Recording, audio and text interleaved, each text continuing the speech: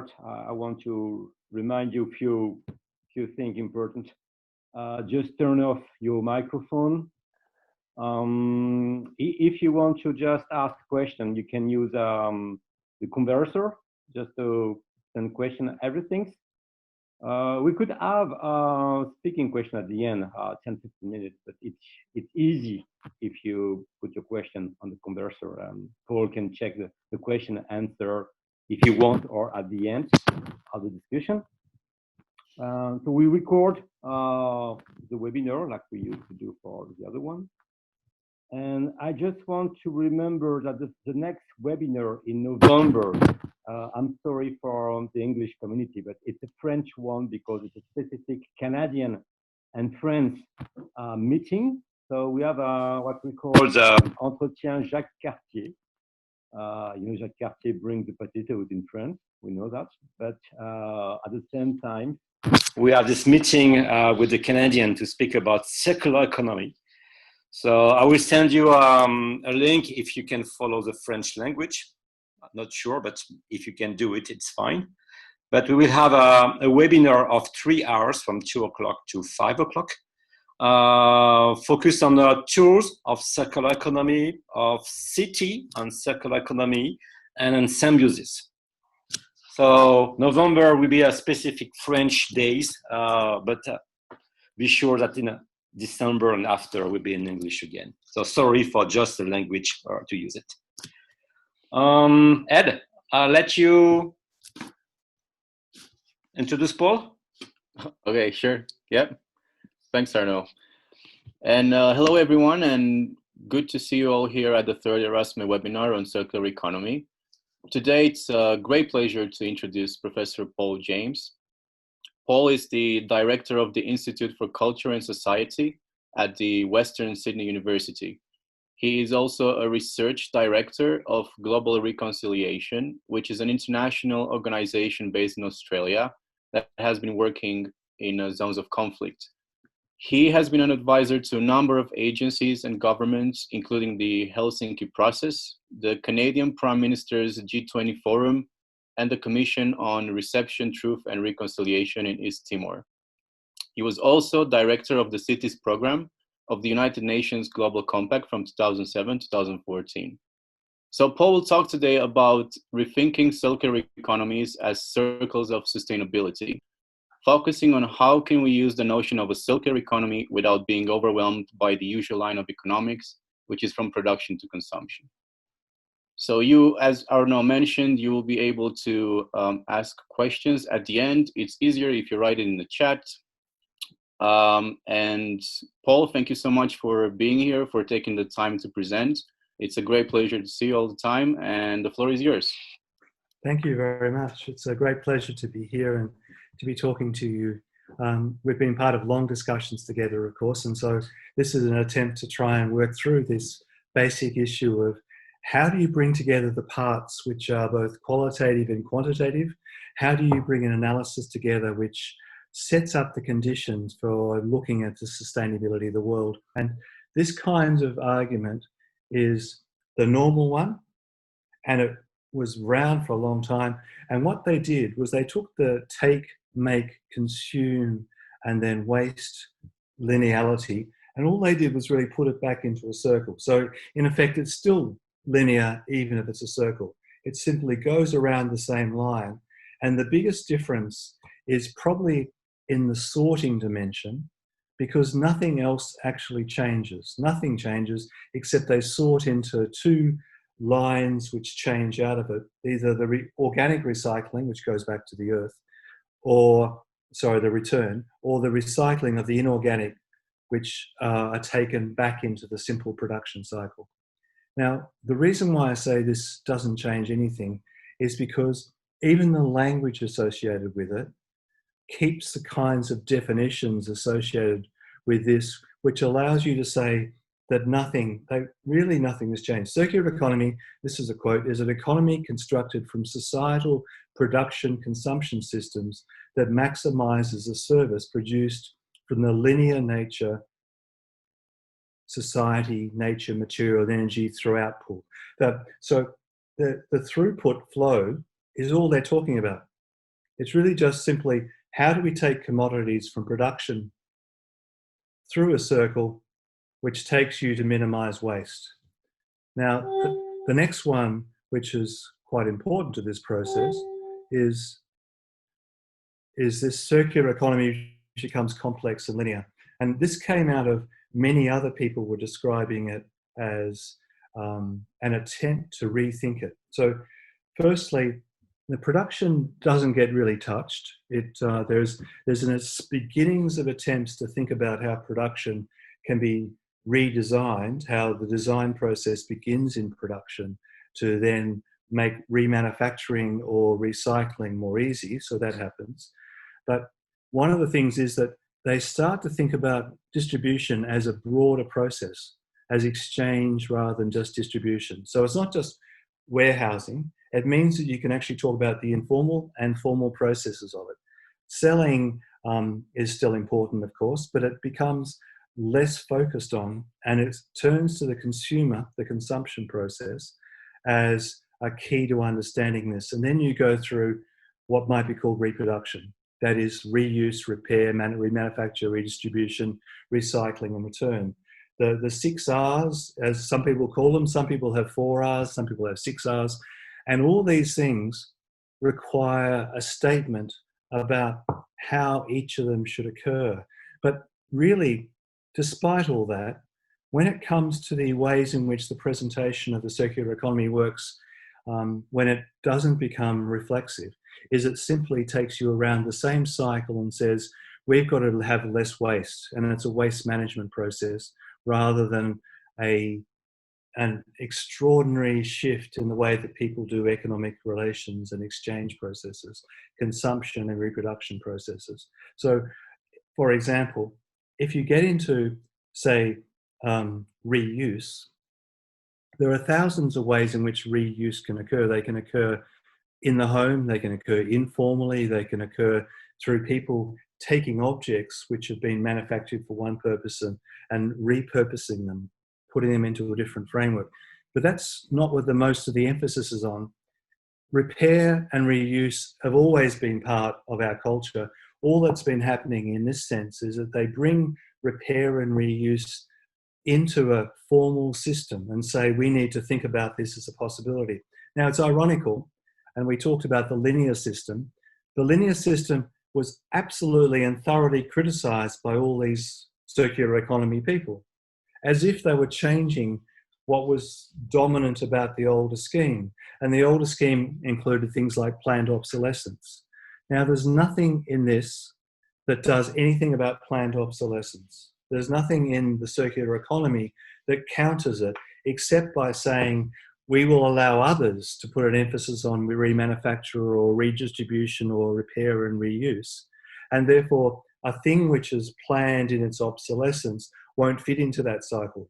But you can see what I'm starting to introduce already is the politics of this. That is, when a presentation occurs and it says, we'll move around this circle, there is no critique of the previous system. They say, and they're very careful to describe it. You'll see it in lots of articles and books that have come out, and I'll describe one a bit later. But they describe it as the system that served us well up until the 1990s, 2000s, was the singular linear economy. It allows us to make grand profits, to externalize nature, to provide for the economy to progress. It will not provide us into the future with the kinds of possibilities. So the critique that they make is only that something which they won't describe has happened over the last 10 years, which requires more attention to waste. And then everybody else will do the reuse, repair, remanufacture, redistribution, and a bit of recycling will enter into the process. I want to bring you, and this is probably the most important diagram of the circular economy because it's the one that is always cited. It's the one which is called the butterfly. It came out of a particular foundation, and this foundation was set up just to develop the circular economy. And part of the reason why my skepticism of the whole process of the circular economy is because apart from the beauty of that particular thing by compared to those other circles that I did, it's actually exactly the same. It has a rhetoric which tries to move differently, but it actually is not that much different. And it has a series, if you go onto the website, and this is the Ellen MacArthur Foundation, you go onto the website, you can actually see they have a series of handbooks where they'll take you through processes of managing these things so they can sensitize you to the process. Then many cities are now doing it and some companies are doing it. But really, for companies, it has not made that much difference. The companies, this particular diagram, which is the butterfly, is divided in two halves. One side is what is the idea of how the user will take these things. The other side is how the consumer will take these things. But really the difference between the two things is between organics and technical production. On the side, which is the blue side, is the technical production, and the other side is the organic production. That is, what they're suggesting is that each stage in the organic process, you can extract the biochemical processes, you can extract methane, you can extract biogas, you can use these things, you can compost, you can do all this, and then a farm will then enable it to go back into the system, which becomes part of the fertilizer project. Now, all of that, this is not unimportant, but it's still built on a single idea. Economics is the understanding of everything, and that everything is capital. So you can see that quote on the right-hand side. A circular economy seeks to rebuild capital, whether this is financial, manufactured, human, social, or natural. This ensures enhanced flows of goods and services. The system diagram illustrates the continuous flow of technical and biological materials through the value circle. And each of those words that mention that quote are quite important. That is, they treat nature as capital. They don't treat nature as the ground of being or the basis on which production is possible or the thing from which resources are taken. That is, nature exists not as resources, but as a place from which resources can be extracted. And therefore, extraction has its own concerns. It has its own political and economic and cultural and ecological concerns. It treats nature as capital, and therefore it is to be used. Similarly, with human capital, it is to be used. It instrumentalizes effectively the entire process of production to reproduction. Now, that, if they wanted to do that and they wanted to say that's capitalism, well, we wouldn't be so concerned because that's what capitalism is. But they don't say that.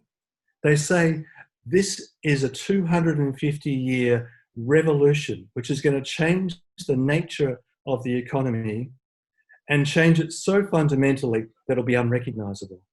And yet there is nothing unrecognizable here.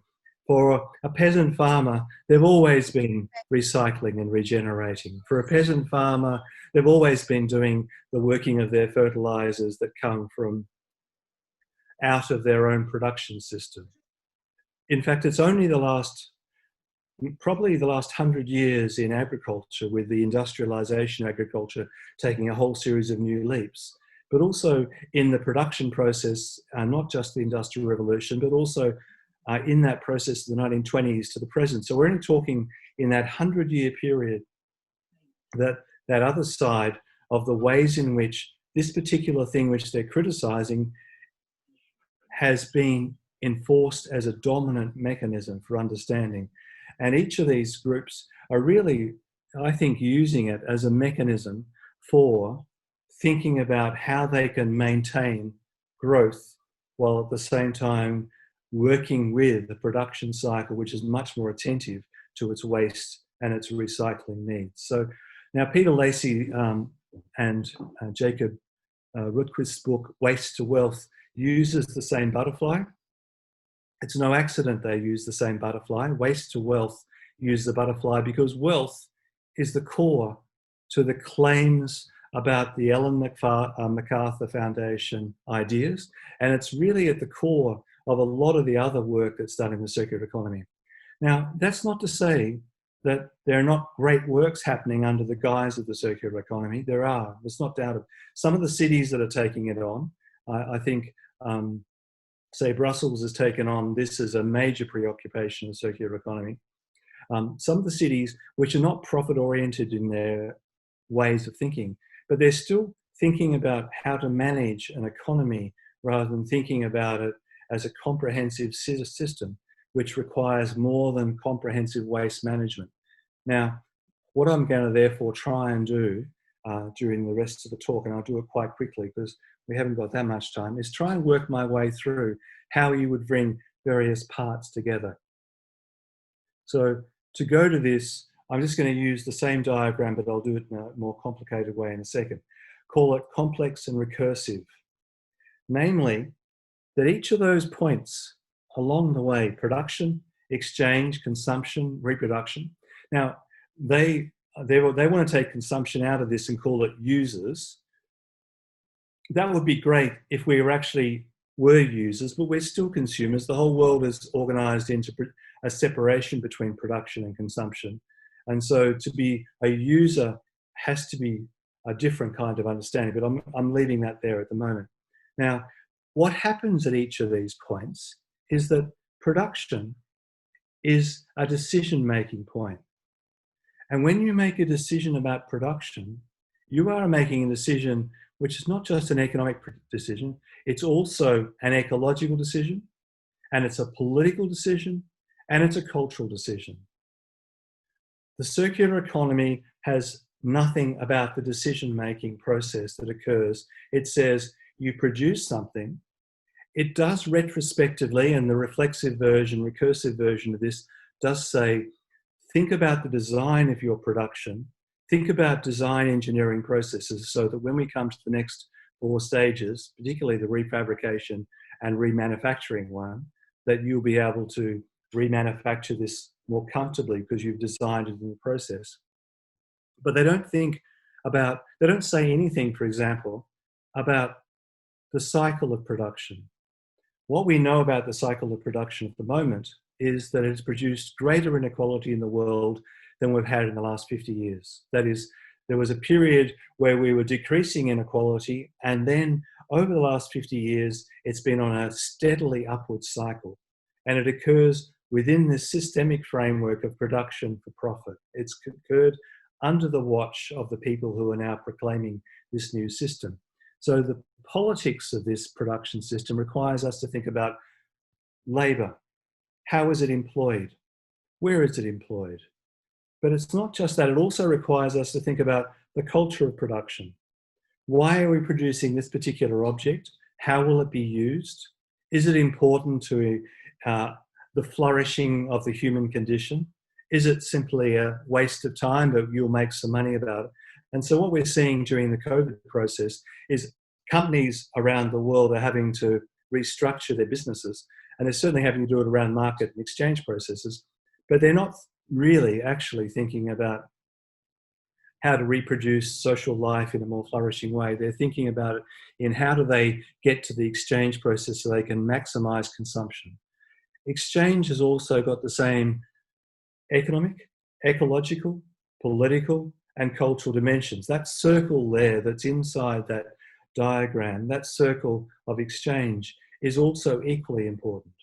It also means, how do you treat the movement of goods across the planet? Where do they travel? What are the ecological consequences of their mobility? There's nothing of this in the circular economy, nothing. All it is, the circular economy, is about the movement through that position of exchange so that we can get to consumption, and so consumers can think about how better to recycle their waste or how to reuse their waste when they come to the reproduction stage. And the consumption discussion is still, it is good to consume more, and then reuse it, repair it, refabricate it, redistribute it. And then we get the reproduction stage, of course. And in the argument that I'm putting, each of these are important decision-making points. If a company was serious about what it was doing, if a city was serious about this, it would be actually dealing with the issues associated with the ways in which each of these points had dialogue, political policy making, discussion and debate around production, exchange, consumption, and reproduction, rather than just how do we get goods to the market in a more efficient way so they don't go into landfill and waste. So that's the first thing. So here what I'm doing is attempting to set up a multi-process discussion of a circular economy for living on one planet. If you do it this way, and those arrows are just the same arrows, I've just pulled them out of the center because I need that space in the center. The arrows are there because you can actually make a judgment about the current system, even within the circular economy.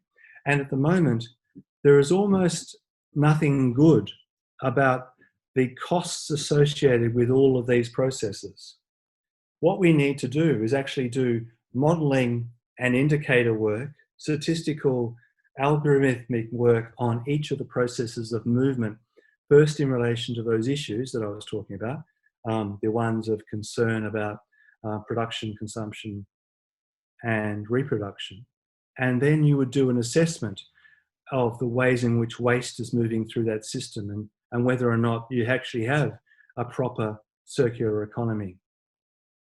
Then you would do a state analysis. Now, everybody in this room will recognize not the form of the state analysis, but they'll recognize that when you do that kind of DPSIR system, when you're doing drivers and states and indicators and responses and all those things, they want an assessment of the state.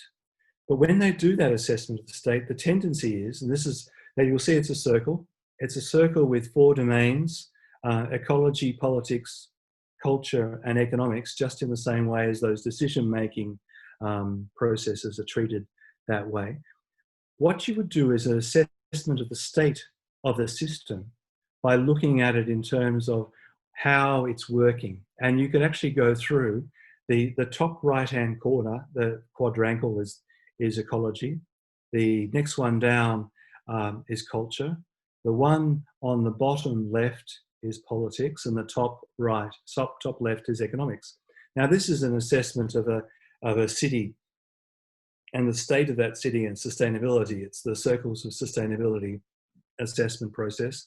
And what it does is allow you to say, how are we contributing in this place? Given we're using a circular economy, is it going to affect that? And you can do a state analysis before you're doing the circular economy, and you can do a state analysis afterwards and work out if anything has actually changed. So you've got 2 mechanisms in this particular little tiny model for looking at the ways in which this might occur. Firstly, by looking at the ways in which the movement of arrows is occurring around the circle and attesting whether or not you've made a difference in the movement from production to exchange, and from exchange to consumption, and from consumption to reproduction and so on. And you can also look at how much waste is actually going out into the world, because what's tending to happen at the moment when they're doing their circular economy analysis, they tend to focus on a single industry without any sense that it's part of a complex urban metabolism, that it's part of a complex system of systems.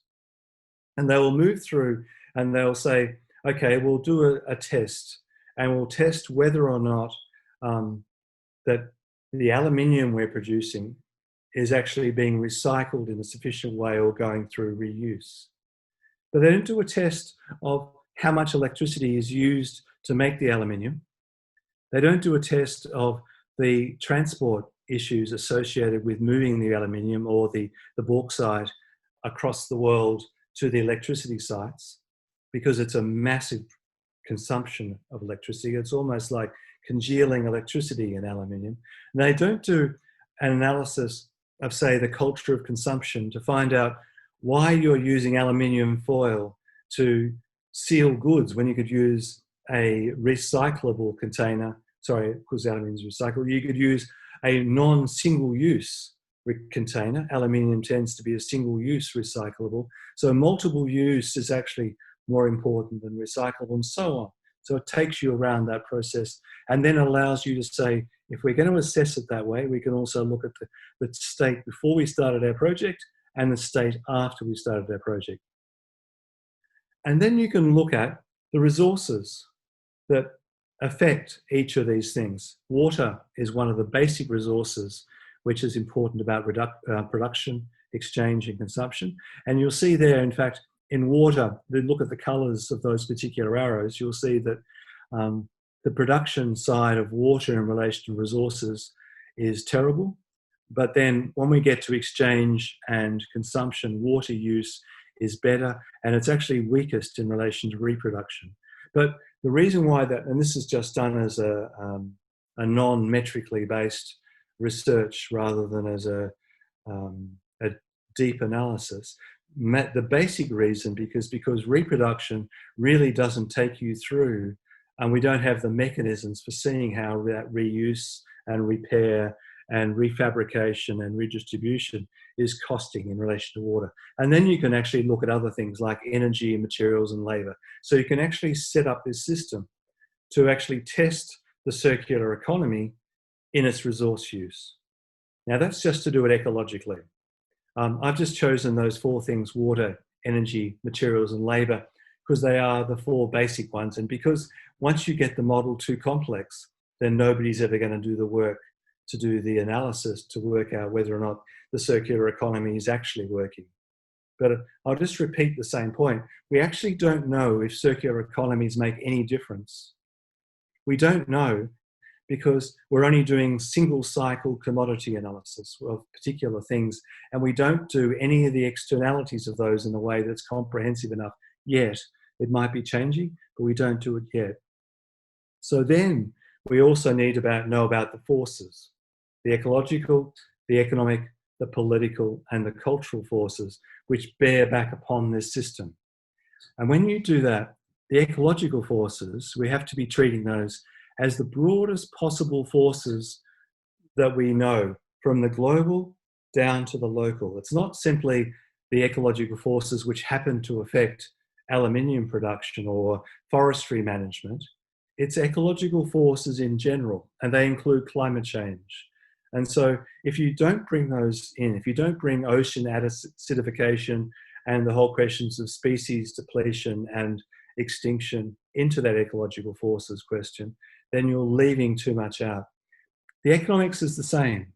In those forces, and I mentioned some of them in passing, in the forces of production and the forces of exchange, they're incredibly powerful at the moment. And those forces have to be understood in order to understand the efficacy of the circular economy.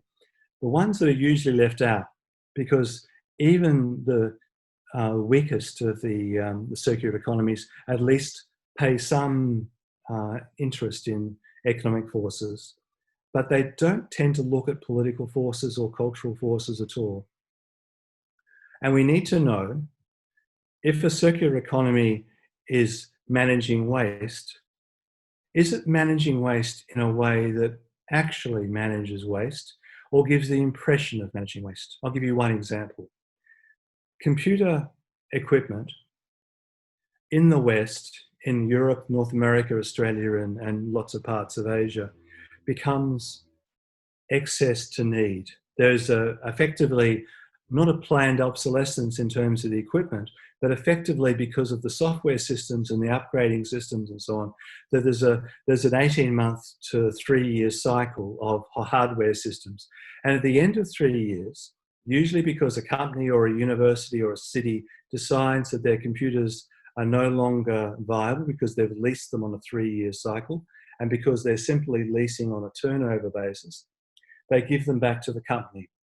The company puts them into the circular economy. And the company does two things. In Australia, what it does is, because it's illegal to dump this, they think to themselves, in my circular economy analysis, what costs more? Should I exchange it or distribute it or refabricate it or pull it into its component parts and take it through a recycling process? In Australia, what they do is they decide they'll give it as aid to the global south, and they give it to Africa.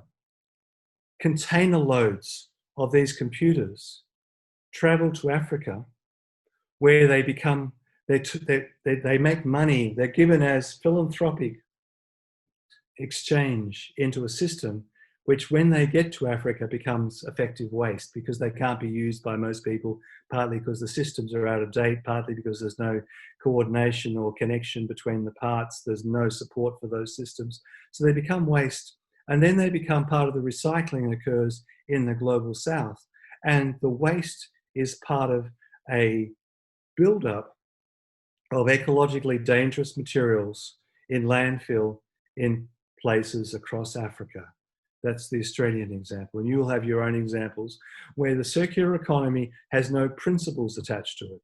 It doesn't say you can make a choice, but you need some principles to enact the ways in which you move around that. They don't have any cultural or political forces that they've taken into account to say what is the right way to go. Now, what I've effectively done is I've taken this system, which is, this is a land use version of it, and it's set up as planetary boundaries, drivers, pressures, states, and impact. And I've given you effectively processes, drivers, state, impact analysis. But you look at this one. This is a very famous one, which is about land use for forestry, agriculture. Do you see a single cultural dimension? Do you see a single political dimension in there? There's nothing. Is there anything about labour, about who it affects, about the larger forces of climate change? Anything about the questions of species depletion? About the fact that, and this is about forests, keep this in mind, this is about forests. There is nothing in here about the fact that we have destroyed most of the world's forests, and the deforestation is actually one of the basic causes of climate change. Yes, they've got these pressures, they're small ones, forest, you've got urban pressures, you've got riparian forest loss, but they don't mean that in a big general sense, they mean in a very particular sense of the forest in the regional state. Nothing about the politics of how you combat it, nothing about the ethics associated with it. It simply becomes, and you'll see there's an arrow here of response, we've got to think about land development, water demand, soil erosion, septic leakage, fertilizer use, manure use, storage. That's what our response should be. There's nothing other than internal to the system. And that's part of the problem, not with a systems analysis. A good systems analysis works by layering the systems, talking about the intersection of systems. And what I've tried to do through the system that I've described here is to set up an alternative system which takes into account this model, but broadens it out. Takes into account the other kinds of models which include the circular economy, but broadens it out. And I want to finish in the last 5 minutes that I have just with the discussion of cultural questions. So here we have the forestry management system in front of you, and we have nothing cultural. But you would expect when you get to a new system like the Sustainable Development Goals, that you would have something cultural inside them, that there'd be issues to do with the cultural dimensions of the world. And this is a program which has been set up by the United Nations, of course. It has 17 goals, they're comprehensive, and it's got a whole series of problems which I could go through, which I've mentioned other times. But really, I want to just focus on the overemphasis on the economic. If you go inside that, you'll see that there are 60 economic targets, there are 54 ecological targets, there are 39 political targets, and there are 16 cultural targets. And it's almost impossible when you get to the cultural targets to really think they're cultural anyway. The cultural target around achieving gender equality is not really a cultural target, it's actually a political target or an economic one. Then, okay, if we would replace capital by energy, would this solve the problem? I think yes and no. Yes, because in the end, energy is the most general concept that to life and death that we could take. So, but then it doesn't really help us, because then what do we do with it? And again, it would mean that we would be able to measure everything in energy terms, which we could, at least theoretically, but then we know very little. For example, that's the link I have sent where people try to bring together like the human activities and how this can be translated in energy terms. So that's the HANF, the human appropriation of the human appropriation of everything we consume, and they try to measure this in energetic terms. So the concept of exergy is behind that then. But again, it doesn't really help us because our knowledge is so limited and the methods that we have available are so limited, so we wouldn't be able to really come up with good indicators or even proxies for good indicators. So again, we are left with, okay, we need to find ways around that. Yeah, so I agree with Valeria. I think I took your question to be more narrower than Valeria has taken your question. I didn't realize you wanted to replace the whole concept of capital by the concept of energy. I thought you wanted to say energy sits outside of capital, and I agree with that. And energy can be measured in many ways, but to try and make energy the medium of everything, I think will cause the same problem as capital becomes. People have tried to do the same thing with time as the mechanism for everything. And so there have been what looked like to be quite radical schemas of time sharing, time management. But in fact, what it became was that the thing called time then became codified into a banking process, and exploitation occurred through the very same thing that occurs through capital. So in effect, while I agree with you that energy is not inside capital, it becomes capital by a process of making it so. I don't know that energy can replace capital. I don't think anything can replace capital except, no, I can't. Relations maybe could replace it, but that's so broad as not to be very helpful. I agree with Valeria. We then to separate off these things and make clear discussions about what are the metrics of measurement in relation to each of them. That's why I put energy, water, materials, and labor, because you can measure, but you don't measure them on the same criteria. You measure labor in terms of time in relation to exploitation, or time in relation to cost and those sorts of things. You measure energy in terms of the amount of, and it's a physical thing. So I think your point, Valeria, is that we need to look at indicators of things, and therefore the interpretation is what brings it together rather than a single metabolic number. May I add one more thing? I think the best way to really replace capital or any other insufficient measures is really through trying to think about interpersonal relationships or relationships between people. But then, of course, it's very difficult to kind of bring this down to something. But what I wanted to add is I have recently watched the international championship for the game Go, which is something like chess.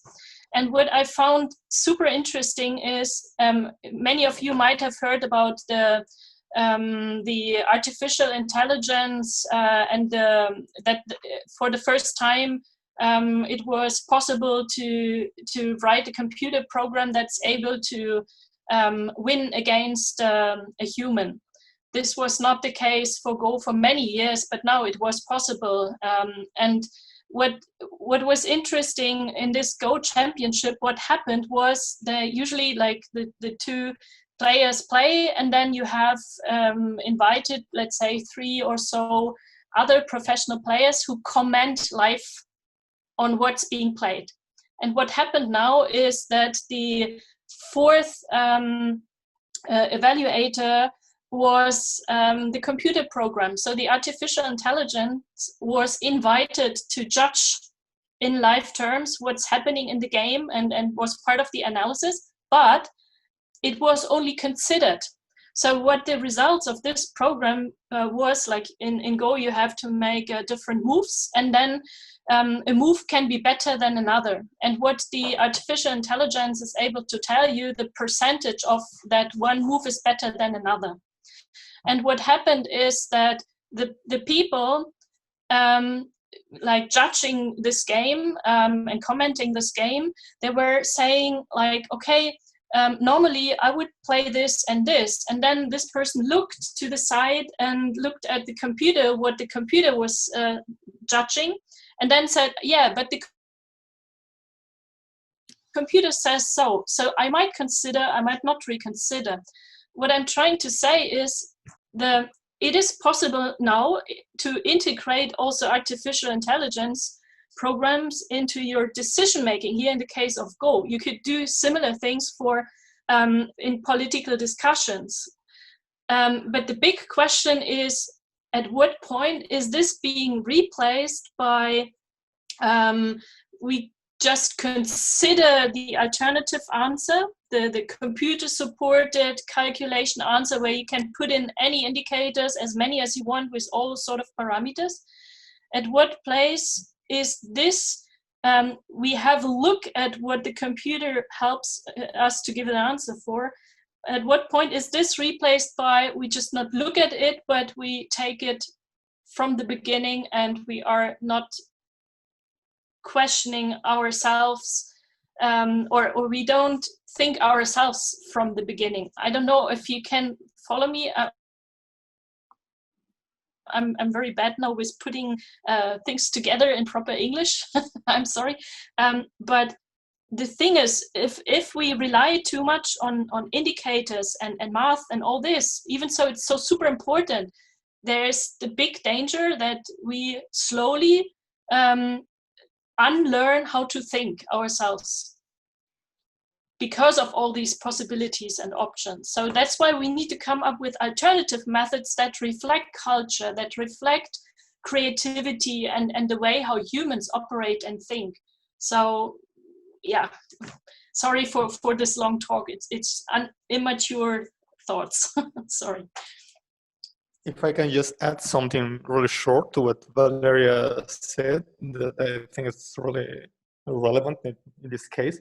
I think it's really interesting what Paul said about principles, because circular economy should be ruled by those principles, and it's really true that I don't see those kind of principles influencing now those kind of decisions that take place in the decision-making process in the circular economy. So it's not only, my point of view, it's not only about monetary terms or economic terms, it's also about this anthropocentric dimension that it's all around the circular economy.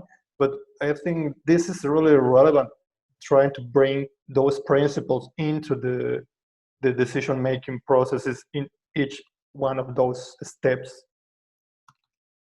One of the things we've been working on is the principles for better cities, and it's taken us years to do it. And effectively, it works around the same 4-domain model. And then it just takes 7 subdomains of each of those, and then 7 subdomains. By the time you get to that, you've got 196 principles which operate around that circle.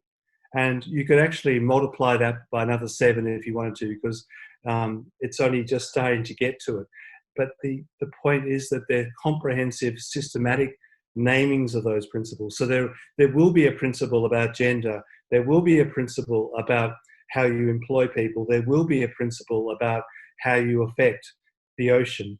There will be a principle about, and so the circular economy has to operate in that world. And that's the world which is multiple times more complex than Go, where a computer couldn't actually adjudicate on those principles because they're not necessarily principles which simply fit together even though you're doing it systematically. They also contradict each other too.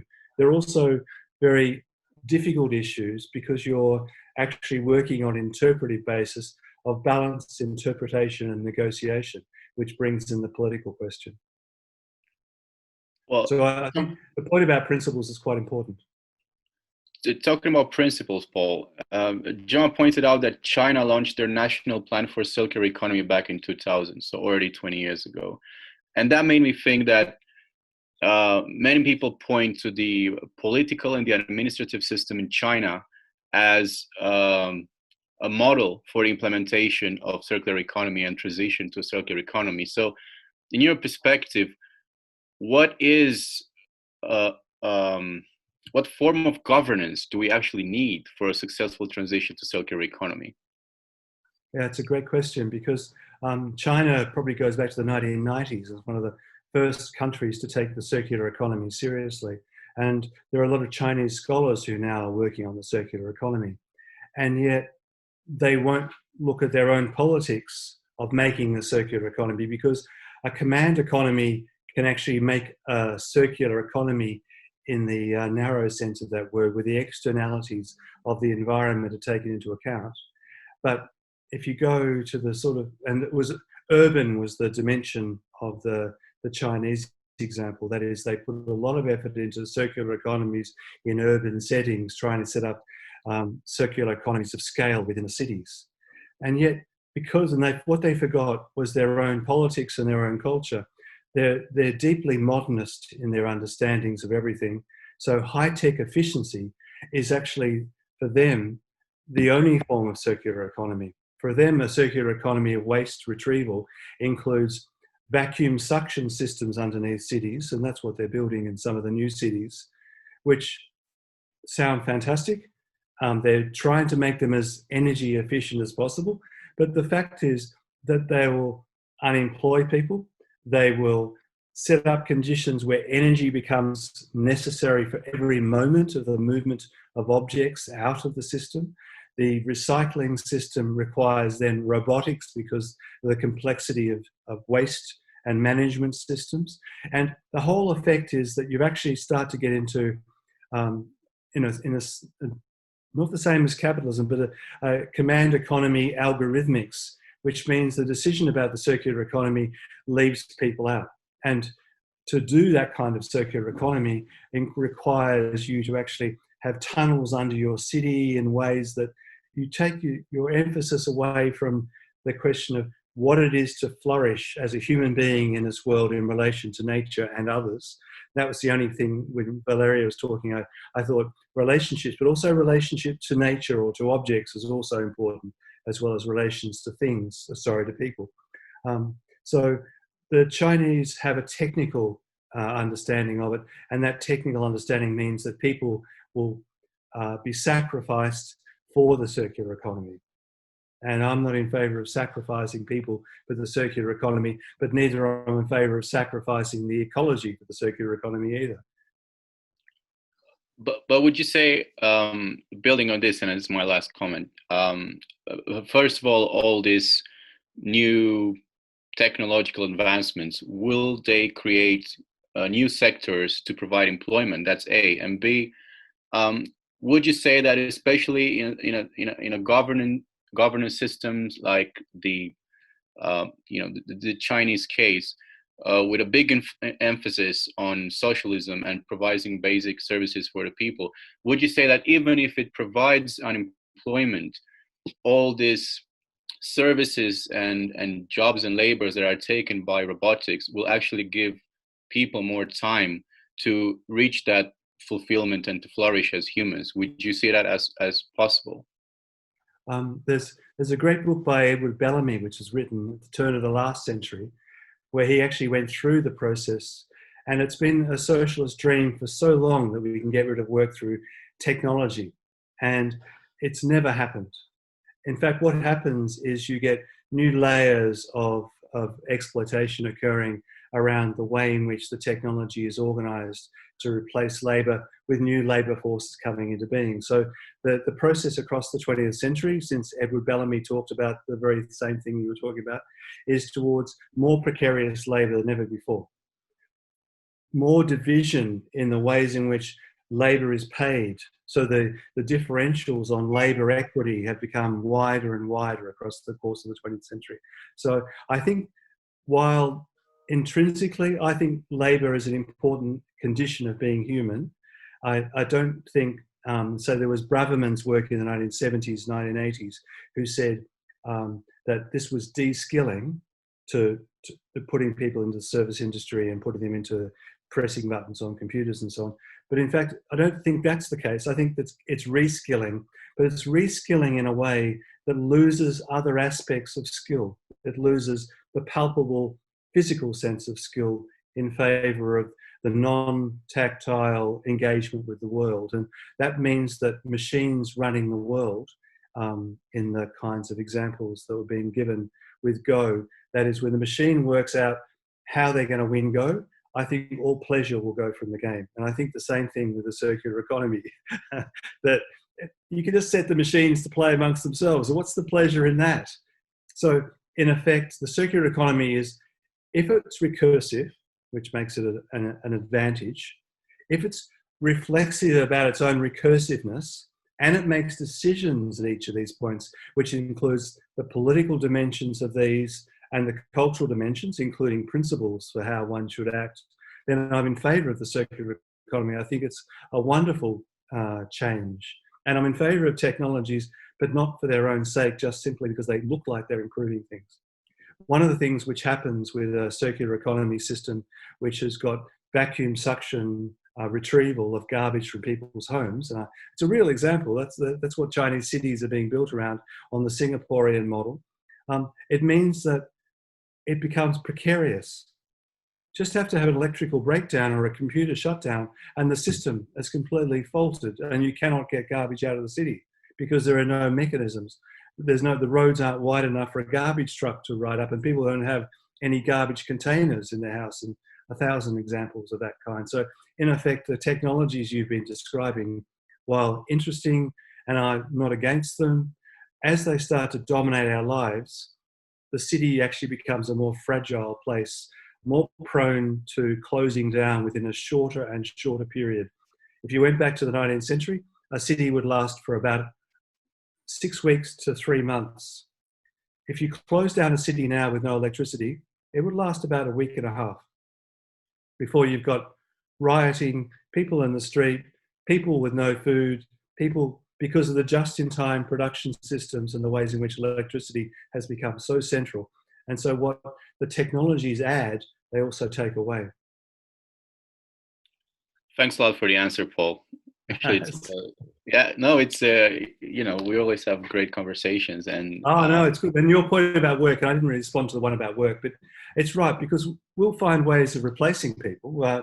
New work will be drawn into this process. But the big electronic form of work at the moment is the Amazon Turks, who go onto the online system, they go into a bidding war, and they'll say, I'll click a button for 5 cents an hour rather than for 5.7 cents an hour.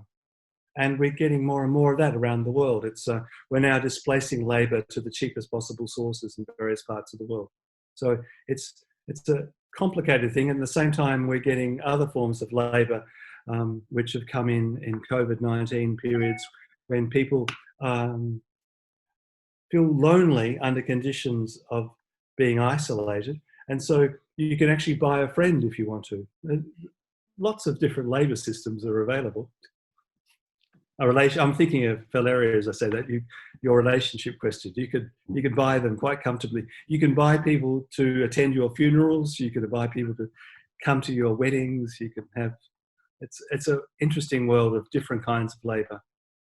Well, actually, in China, before the pandemic, you could rent a boyfriend or a girlfriend. So you would go to your family, and they would think you're in a relationship. So all this social pressure of getting a boyfriend, getting a girlfriend, getting a wife or something would, Yes. So yes. It's an emerging economy. Yes. August just said that this is nothing new. There were historic times. There were special ladies who you could buy to go to the funerals, so that it would appear that there's many people mourning, basically. So it's sounds like a good idea. Thinking about capital business concepts.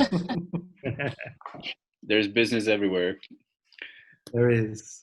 Well, on that note, I would like to thank you so much, Paul, for a really good presentation and a fantastic conversation as usual.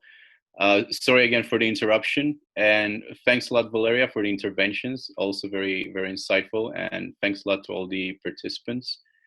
And on that note, we will look forward to seeing you on the 3rd of November from 2 p.m. to 5 p.m. if you speak French. And yep, thanks a lot. And I really hope to talk to you and see you very soon. Thank you. Thank you. Nice to see you. Thank you, Paul. Yeah, very good Thank to you. see you. Thank you, everyone. Bye. Bye. Hello. Hi. Bye. Bye-bye. Thank you.